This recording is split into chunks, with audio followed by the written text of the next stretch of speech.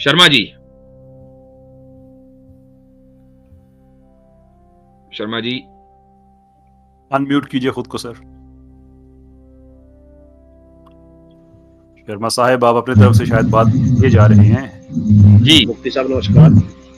क्या हाल चाल है? आदाब। ठीक ठीक है सर, आप कैसे हैं? बिल्कुल ठीक, सर एक क्वेश्चन पूछो। फरमाइए। मैं सनातनी हूँ। जी, देखे हैं और कई मौलानाओं की डिबेट भी मैंने सुनी है, तो उससे मेरे को कई दिन से एक बड़ा अजीब सा फील।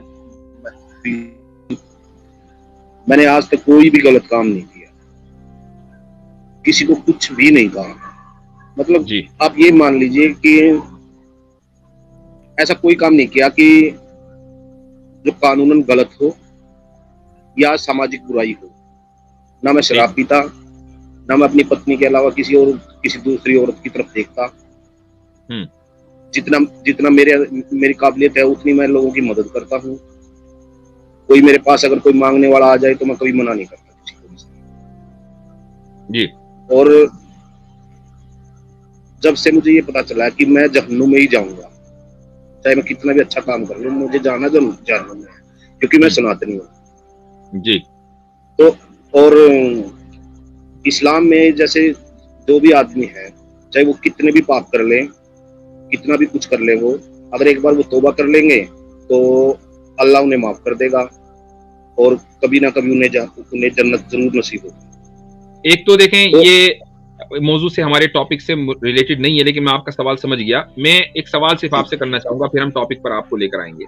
सवाल ये है कि आपने जब से ये सुना, आपको डर लग रहा है? नहीं, मुझे डर नहीं लग रहा सर। जब डर नहीं लग रहा तो टेंशन की क्या जरूरत है? नहीं मुफ्ती साहब, नहीं लग रहा है तो टेंशन की जरूरत ही नहीं। आप मेरी बात तो सुनिए जी।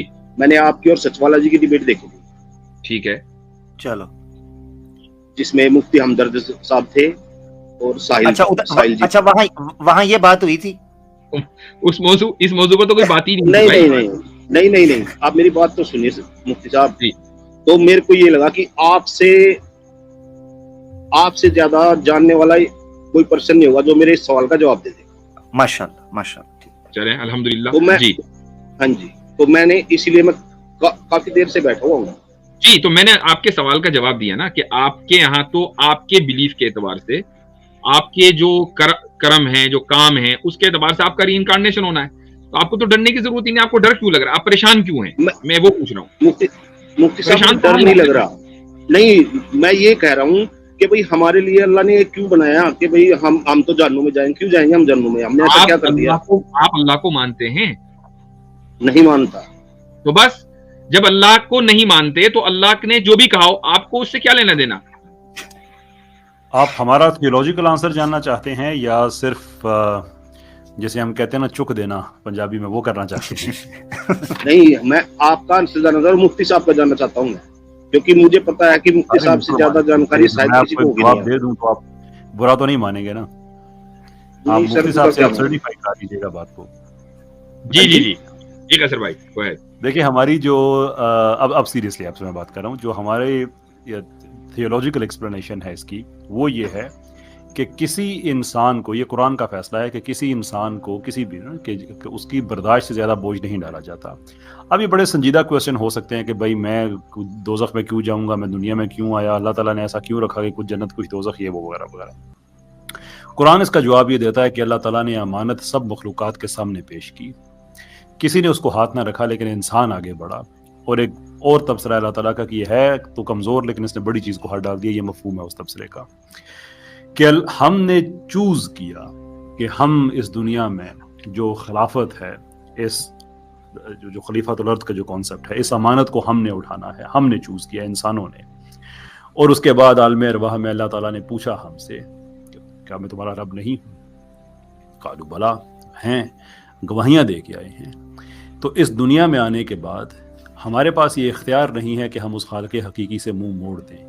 अब आप ये कह सकते हैं कि मुझे ये चीज़ें याद नहीं है, दैट्स वेरी ट्रू, आपको ये चीज़ें याद नहीं है, क्योंकि यही इम्तहान का मकसद है कि अगर ये चीज़ें सारी की सारी आपके जहन में ही हों और आपको इसके अल्टरनेटिव में जो आपको सोच दिया गया है, फहम दिया गया है, आपको इतनी ज़बरदस्त इंफॉर्मेशन आपके अंदर दी गई है जो आपको खुदा को रिकॉग्नाइज कराने में मदद देती है, ये फिनोमेना दिया गया जिसको आप देख सकते हैं और कह सकते हैं कि कोई इंसान नहीं बना सकता, इसकी प्रिसीजन को आप देख सकते हैं। आपके स्क्रिप्चर में वो चीज़ें लिखी हुई हैं जो हमारे स्क्रिप्चर में लिखी हुई हैं, खुदा का एक होना, बुतों की पूजा ना करना एंड सो फोर्थ, वो सारी की सारी अच्छी बातें। प्रेडिक्शंस लिखी हुई हैं आपकी किताबों में, यहाँ तक लिखा हुआ है अल्लाह के आखिरी रसूल के बारे में कि वो जिन्हें अपने देश से निकाल दिया जाएगा और वो शुमाल की तरफ जाएंगे और 10,000 लोगों के साथ वापस अपने वतन को आगे फतह करेंगे। मदीना शुमाल में है मक्का के, और मक्का से वो, यानी सारे का सारा वो सारी प्रेडिक्शंस भी आपके पास है, सारा कुछ है। इसके बावजूद आप कहें कि नहीं हमने मुसलमान नहीं होना, फिर आपका ये सवाल बनता नहीं है कि हमें दोज़ख में क्यों डाला जाएगा, क्योंकि ट्रूथ आपके अंदर मौजूद है एंड यू नो दैट। फिर हशर के दिन आपका ये सवाल अल्लाह से बनता है जो आप हमसे पूछ रहे हैं, यानी क़यामत के दिन, ऑन डे ऑफ जजमेंट, जहाँ पे अल्लाह ताला आपको आपकी गवाहियाँ भी दिखाएगा और आपका आगे बढ़कर इस अमानत को कबूल करने का वो वाक़या भी याद दिलाएगा कि आपके DNA के अंदर मौजूद है वो, it's there, it's right in the centre of it. जबरदस्त। हमारा ये थियोलॉजिकल एक्सप्लेनेशन इसकी ये है। अब प्रैक्टिकली उसको आप समझना चाहते हैं, कल हमारी स्ट्रीम में एक अब तो एक्स हिंदू हैं वो मुसलमान हुए, आपके पास भी वही ऑप्शन है, वही लोग हैं, वही हमारा दीन है, वही आपके क्वेश्चंस हो सकते हैं, आप पूछें, कोई यानी ला इकराह फिद्दीन, कोई जबर नहीं है, मर्जी आपकी हो जाए ना हो जाए। अच्छा, लेकिन शर्मा जी, हकीकत आप पहुंच जाए और आप फिर भी सुनाई करें तो फिर ये सवाल आपका बनता नहीं है। जी सर। बिल्कुल, कैसर भाई ने जबरदस्त एक्सप्लेनेशन दी। मैं शर्मा जी से एक सवाल करूंगा, वो ये है, शर्मा जी जरूरी नहीं कि आप जवाब दें, आप मैरिड हैं, आपकी बच्चियां हैं आपके यहाँ, आप अगर आप मैरिड हैं? हाँ बिल्कुल मैरिड हैं। हाँ जी। अच्छा, तो आपकी वाइफ या अगर आपके यहाँ बेटियां हैं तो आपकी बेटी या आपकी बहन, माँ, जो भी हैं, जो आपके यहाँ जो क्लोज रिलेटिव हैं, क्या वो पर्दा करती हैं? करती हैं पर्दा? ओके, बिल्कुल, ग्रेट। अच्छा, तो इसका मतलब ये कि आप सनातन धर्म के ऊपर चलते हैं। पहला आपने इसका सवाल का जवाब दिया, तो आपको पर्दे से कोई मसला नहीं है, जो आज का हमारा टॉपिक है, कोई मसला नहीं होना चाहिए पर्दा तो। अच्छा, हुकूमत जो कानून बना रही है कर्नाटका में कि हिजाब बैन जिसको कहते हैं, क्या आप उसको मानते हैं या उसको रिजेक्ट करते हैं? मुफ्ती साहब, मेरा एक अपना व्यू है कि भाई जिसको मन करे हिजाब करे, जिसको मन करे ना करे। मेरी वाइफ अपने आप पर पर्दा करती है, मेरी बेटी अपने आप अपने सर पे पल्लू रखती है। ये मैं इसी को मान लेता हूँ कि अगर कर्नाटका की जो स्कूल जाने वाली बच्चियां हैं या टीचर्स हैं जो स्कूल में पढ़ाती हैं, उनका मन ये कर रहा है कि वो हिजाब करें, हुकूमत का मन नहीं कर रहा है कि वो हिजाब करें, तो आप किसको सपोर्ट करेंगे? बच्चियों करेंगे, बच्चियों को करेंगे, तो आप हुकूमत के उस कानून के खिलाफ हैं, विच इज वेरी गुड। ठीक है, बहुत अच्छा, जबरदस्त। अब मैं आपसे अगला सवाल करता हूं, वो ये है कि आप मसलन अपनी बीवी के ताल्लुक से बहुत फेयर हैं। फेयर का मतलब ये है कि आप उनके साथ इंसाफ करते हैं, आपका एक्स्ट्रा मैरिटल अफेयर नहीं चल रहा है, आप किसी अजनबी औरत को नहीं देखते, लेकिन मसलन आप मुल्क के कानून के साथ फेयर नहीं, आप मुल्क का कानून तोड़ते हैं, तो क्या मैं आपको ये कह सकता हूं या आप अपने आप को ये कह सकते हैं कि आप एक जस्ट इंसान हैं, यानी एक मुनसिफ इंसान हैं?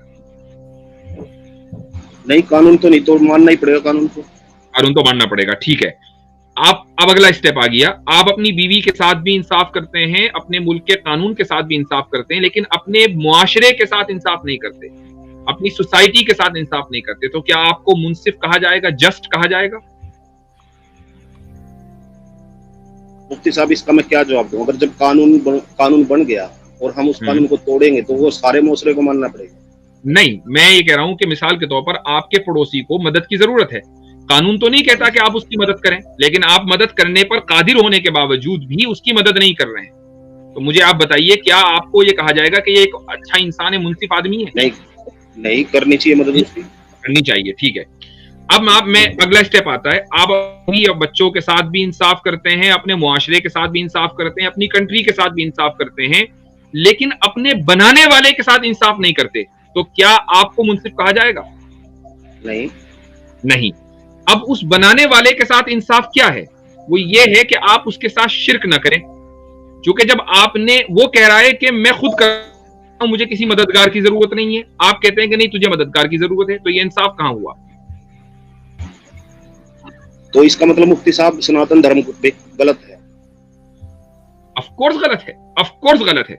जो सनातन धर्म, मैं ये नहीं कह रहा हूं कि हमेशा से गलत रहा, हो सकता है कि उसकी जो तालीमात शुरू में रही वो बिल्कुल ठीक रही हो, लेकिन वो डिस्टोर्ट हो गया। अब बात तो सिंपली ये है ना, मैंने लॉजिकली आपको समझा दिया कि जब आप बीवी के साथ, बच्चों के साथ, मुआशरे के साथ, मुल्क के साथ इंसाफ कर रहे हैं, लेकिन अपने बनाने वाले के साथ इंसाफ न करें, तो आपको मुनसिफ नहीं कहा जाएगा, आपको जालिम ही कहा जाएगा। तो भाई जालिम की जो सजा है वो क्या होगी? वो वही है जो कुरान ने बयान की है, वो वही है कि जो आप कह रहे हैं कि मुझे उससे डर नहीं लगता, और फिर भी आप कंसर्न हैं। जबरदस्त। मुफ्ती साहब जी, आपकी बात को मैं मानता हूँ, आप बिल्कुल सही कह रहे होंगे, लेकिन आप ये बताओ, अल्लाह कहता है भाई मेरी इजाजत के बिना पत्ता भी नहीं हिलता, तो उन्होंने हमें क्यों नहीं बना दिया मुसलमान?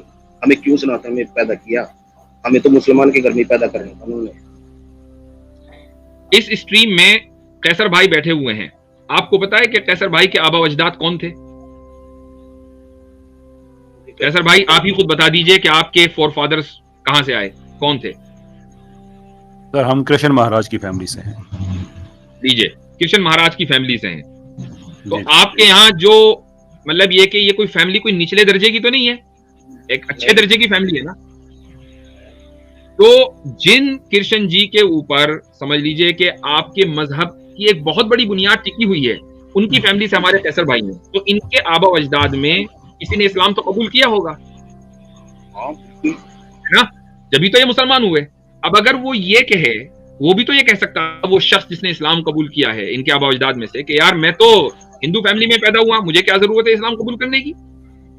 तो फिर तो कोई भी, फिर तो कैसर भाई खुदा न खास्ता आज मुसलमान ना होते। लेकिन जिस तरीके से इनके आबा अजदाद में एक शख्स ने अपने मजहब को छोड़कर खुदा की वहदानियत की गवाही दी और उसकी नस्लें मुसलमान हैं आज, तो ये काम आप भी कर सकते हैं। आप इसको मजबूरी नहीं कहें अपनी कि मेरी मजबूरी है कि खुदा ने मुझे मुसलमान नहीं बनाया। अलीना सिस्टर भी रिवर्ट है माशाल्लाह। लीजिए, दो लोग इसी स्ट्रीम में हैं। कल 24 घंटे पहले हमारे कैसर भाई की स्ट्रीम में एक हिंदू भाई ने इस्लाम का कलीमा पढ़ा, किसी ने मजबूर नहीं किया था, किसी ने नहीं कहा था, वो खुद ही उसके दिल में। तो बस अब अगर ये बात है तो फिर आप ये नहीं कह सकते कि खुदा हमें मुसलमान बनाता। जिस तरीके से बहुत सारे गैर मुस्लिम इस वक्त इस्लाम कबूल कर रहे हैं, आप भी कर सकते हैं। उनके लिए एक्सक्यूज नहीं, तो आपके लिए एक्सक्यूज क्यों होगा? इसको इस मिसाल से शर्मा भाई जरा 1 मिनट के लिए ठंडे दिमाग से, वैसे मिसाल तो थोड़ी सी एक्सट्रीम है मगर समझने के लिए इसको लीजिएगा, पर्सनल ना लीजिएगा मेरा भाई। वो ये है कि मिसाल के तौर पर वाल्मीकि, आपको पता है वाल्मीकि रामायण जिन्होंने लिखी है, रामायण जो है, हाँ पता है। अब वो वाल्मीकि ऋषि, वो पहले डाकू थे, पहले डाकू थे। अच्छा, डाकुओं के बैंडेट में उसमें ग्रुप में रहते थे। इसी तरीके से मिसाल ले लें आप कि कोई चोर हो, कोई गुनाहगार हो, कोई मर्डर हो, अगर वो किसी ऐसे घर में पैदा होता है, या कोई लड़की ऐसी है जो प्रोस्टिट्यूशन कर रही है, प्रोस्टिट्यूट है, वो एक ऐसे घर में पैदा होती है जहां पर प्रोस्टिट्यूशन हो रही है या चोरी चिकारी हो रही है, कोई भी बुराई हो रही है, क्या उसकी ये जस्टिफिकेशन ठीक होगी किसी भी दुनिया की नजर के अंदर कि मुझे पैदा ही वहां क्यों किया गया? नहीं, अकल दी, शऊर दिया, सोच दी, समझ दी, आप इस्तेमाल करो, उसको फायदा करो। पैदा होना भी तो एक आजमाइश हो सकता है ना, ये भी तो जरा सोचें 1 मिनट के लिए कि वहां पैदा होकर भी आप निकलकर अच्छे इंसान बन जाएं, सच की तलाश में, सत्य की तलाश में निकलें, ये भी मुमकिन है। अच्छा, अब मैं आपको उस जवाब का, जो सवाल आपने किया उसका जवाब दे देता हूं। आपने कहा कि वो खुदा जिसकी मर्जी के बगैर पत्ता नहीं हिलता, वो ये कर सकता था कि वो मुझे मुसलमान बना देता। आपने ओरिजिनली ये सवाल किया था, तो उसका जवाब मैं देता हूं। देखिए, उस खुदा ने सिर्फ मुझे और आपको नहीं बनाया, उस खुदा ने चांद, सितारे और दुनिया में, कायनात में जितनी चीजें, सबको बनाया है।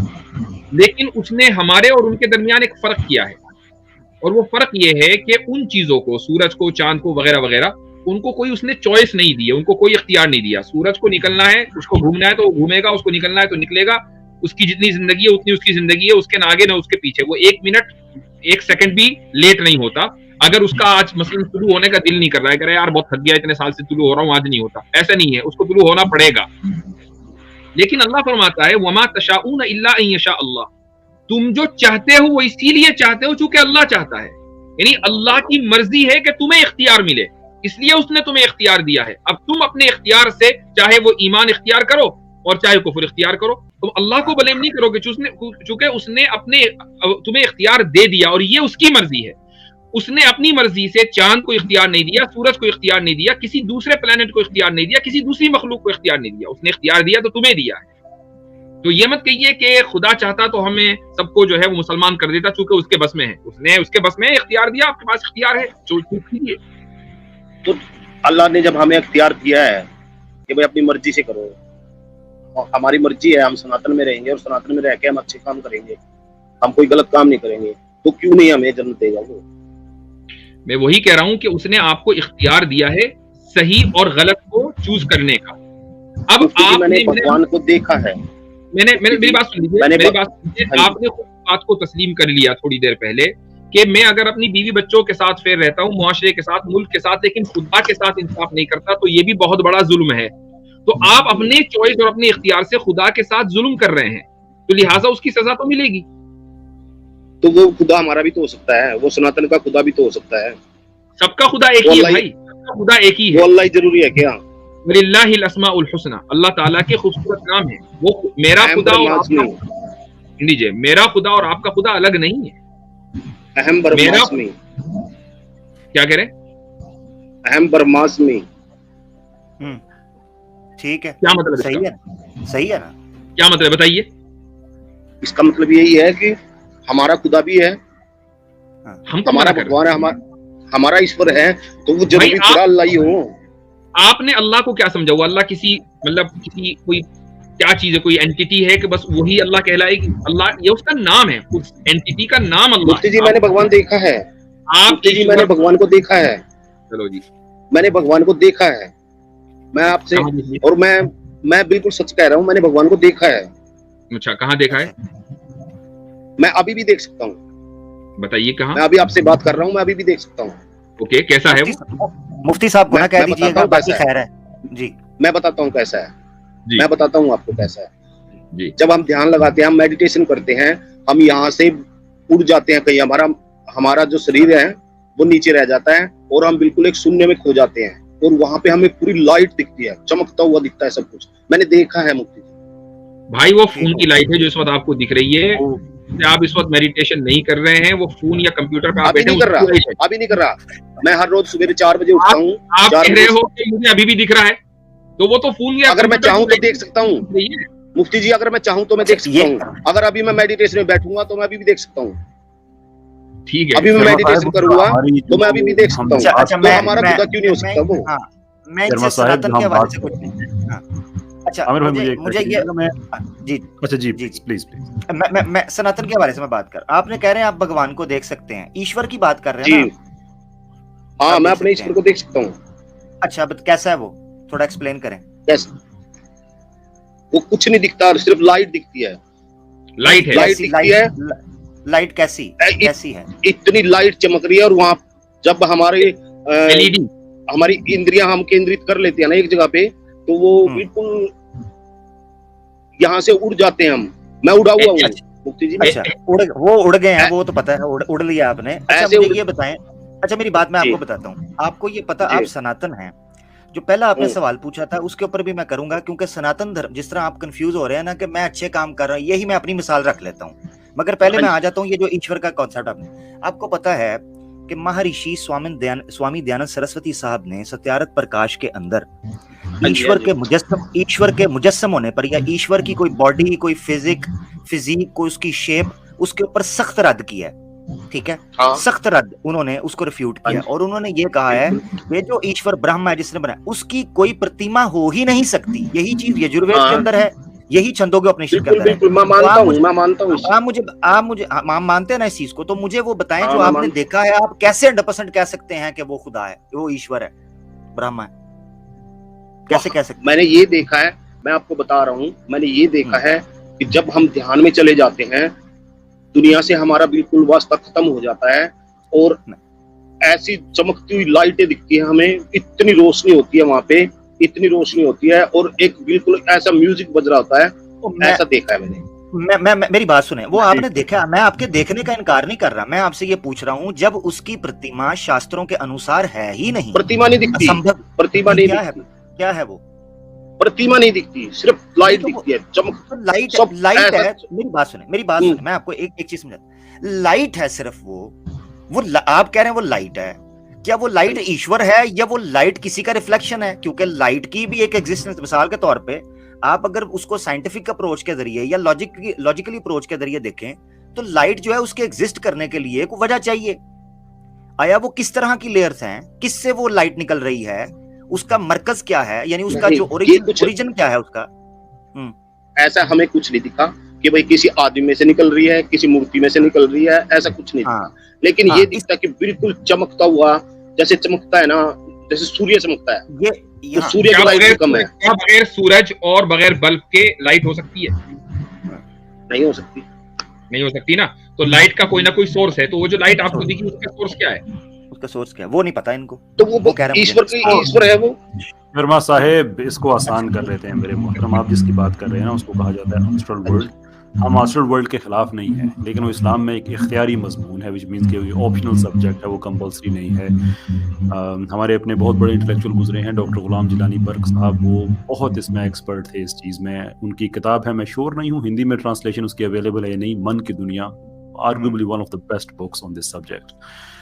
तो हमें इससे इशू नहीं है, लेकिन ये ओपन है, ये मुसलमान भी कर सकता है, क्रिश्चियन भी कर सकता है। ये कॉन्सेप्ट है कि रूह एक जगह पे इकट्ठी होती हैं। हमें वैसे मुसलमान इस चीज़ से कोई इशू नहीं है कि आपकी रूह पार्शली आपके जिस्म से जुदा हो सकती है, रात को सोते वक्त हो सकती है, या फाइन। हमें अगेन ये इख्तियारी मज़ामीन है, इस्लाम इससे मना नहीं करता है, सब्जेक्टिव है, लेकिन वो एक्सक्लूसिव नहीं है सनातन के लिए। वो क्रिश्चियंस भी करते हैं, मुसलमान भी करते हैं, सनातनी भी करते हैं, स्पिरिचुअलिस्ट भी करते हैं। ये हमारा मजमून नहीं है। सवाल आपसे ये है कि आप जो एक सिस्टम के अंदर हैं, सनातन के अंदर, मैं आपके सामने एक प्रोपोजिशन रखना चाहता हूँ, और आपसे इजाजत भी चाहेंगे, काफी देर हो गई है, लेकिन मैं आपसे रिक्वेस्ट करूंगा कि इसको आप सोचिएगा जरूर जो बात मैं आपसे कहने जा रहा हूँ। हम आपसे बिल्कुल नहीं कहते कि आपका दीन और हमारा दीन दो जुदा चीजें हैं। जो करंट शेप है सनातन की, ये गलत है, हम इसे कहते हैं। लेकिन हमारा ईमान ये है कि अल्लाह ने एक ही दीन उतारा है, वही अंबिया हैं जो मुख्तलिफ इलाकों में गए हैं, और यही वजह है कि हमारी प्रैक्टिसेस दुनिया में इतनी मिलती हैं। वो वाइकिंग्स का वलहला का कॉन्सेप्ट हो, या मुसलमान का जन्नत का कॉन्सेप्ट हो, या सनातन का स्वर्ग का कॉन्सेप्ट हो, अब इनका आपस में कोई कनेक्शन नहीं है जियोग्राफिकली, मुख्तलिफ इलाकों के हैं, लेकिन कॉन्सेप्ट एक ही है। ऐसे ही हमारी किताबें एक दूसरे की गवाही देती हैं। कुरान गवाही देता है पिछली किताबों की, पिछली किताबें गवाही देती हैं आने वाले अंबिया की, इंक्लूडिंग आपकी जो किताबें हैं। हमारे यहाँ जो अहद का कॉन्सेप्ट है कि एक ऐसे एक को कहा जाता है जो दो पे तकसीम नहीं होता, आपके स्क्रिप्चर में वही कॉन्सेप्ट है कि इनसेपरेबल खुदा को कहा जाता है। तो हम आपसे ये नहीं कहते हैं कि हम और आप बहुत जुदा हैं, हम ये कहते हैं कि over a period of time आप उसी दीन में से ब्रांचेस निकालते निकालते हक के रास्ते से थोड़े से दूर चले गए हैं। आपने उसको परफेक्ट करना है। बस परफेक्ट इस तरह से करना है कि जो आपकी रियल स्क्रिप्चर है, जो कुछ उसमें लिखा हुआ है कि एक अल्लाह है, अल्लाह के अंबिया हैं, आखिरी नबी ने आना है, अरब में उन्होंने आना है, सहराई इलाके में उन पे ईमान लेके आना है, वही अल्लाह के अहकाम हैं जो आपके इलाके में अंबिया लेके आए, जो बाकी इलाकों में लेके आए। आप उसको मानना शुरू कर दें तो वही आपके दीन की परफेक्शन है। हम कभी भी किसी से नहीं कहते कि अपना दीन छोड़ के हमारे दीन में आ जाओ। हम ये कहते हैं कि जो उसमें लोकल लेवल पे corruptions over a period of time, generation after generation होती रही है, उसकी शक्ल ही बदल गई है, उसको आप दोबारा से परफेक्ट कर लें। इतनी सी बात है।